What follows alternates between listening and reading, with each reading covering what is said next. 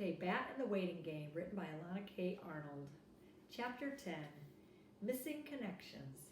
Mom's perfectly average station wagon felt decidedly less than average that evening when she collected Bat from Israel's house. "So how was it?" Bat asked, putting the car in reverse to back down the driveway. "Mom," Bat said, "have you ever thought about getting a truck?"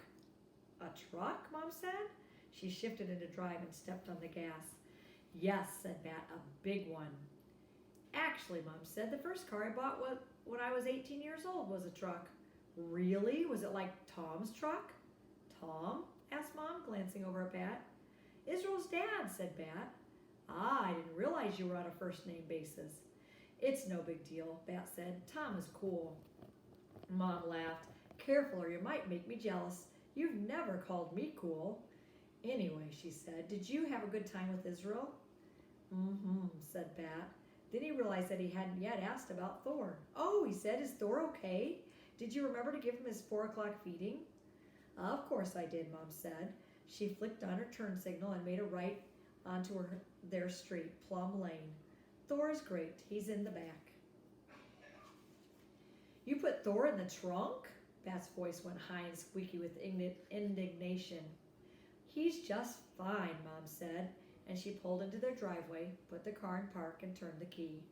Bat unlatched the seatbelt, threw open his car door, and ran around to the back of the car. He clicked open the rear door and pushed it open. "Ooh," he said.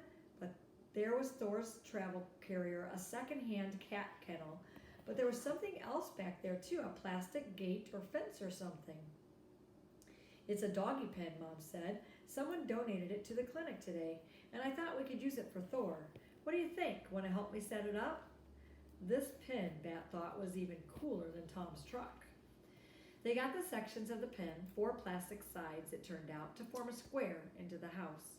Mom tried to set the 2 pieces she was carrying down in the living room, but Bat carried his 2 sections all the way down the hallway and into his bedroom, where he intended to build it. Then he immediately started trying to figure out how to connect them together. "We can do it later, Bat," Mom said, standing in the doorway of his room, "after dinner and bath time." "I want to do it now," Bat said, all his concentration on hooking the pieces together. He could see, though, that something was missing. The 2 plastic panels just wouldn't latch together. "Are there any more parts?" he asked. "I don't think so," Mom said.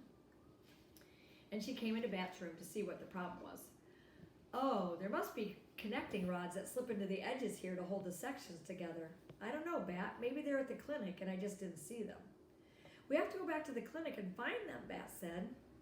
"Not tonight, honey. It's getting late. We're all done being out in the world for the day." "We have to build the pen for Thor." Bat felt the anxious knot tightening in his chest the way it sometimes did. He knew he should walk away from the problem and take deep, calming breaths. But he didn't want to walk away from the problem and take deep, calming breaths. He wanted to fix the problem. "Bat," said Mom, "you've had a long day, haven't you?" She knelt down beside him and took his hands in hers.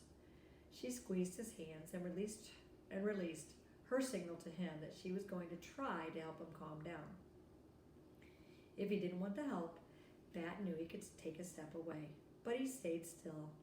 His mom moved her hands to his wrists and squeezed and released, and then she worked her way up his arms, squeezing his forearms and his elbows and his biceps and his shoulders, and then working her way back down to his hands. "Baby," she said, and it was the word that pushed Bat over the edge. He wasn't a baby. He wasn't anywhere close to being a baby. Thor was a baby, and Bat was his caretaker, and right now he wanted to take care of Thor by building his playpen. And if that meant going back to the clinic, even though it was closed for the day, then that is what they should do. And Bat didn't understand why Mom couldn't see how important this was and how right he was and just do what he wanted her to do. "Bat, honey, shh," Mom said. And that's when Bat heard the sound he was making. He hadn't even noticed that he'd started making the sound, the high-pitched whine that seemed to come out of him when he was the most upset, when he had reached the end of his rope, as Mom called it. But even though he hated making the noise, it felt good to make it too, just as it felt good to bounce on the soles of his feet. Mom's hands were still squeezing Bat's arms, and then she put her arms around him, pulling him close, and she held him just like that in a nice tight hug. And Bat wanted at the same time to pull away from her and to never be let go. She held him until he stopped needing to make high-pitched whining sounds, until he stopped needing to bounce on the soles of his feet, until the knot in his chest began to relax and unwind. Then she said very softly, "Come on, Bat, let me run a bath for you." And Bat let her lead him away from the pen.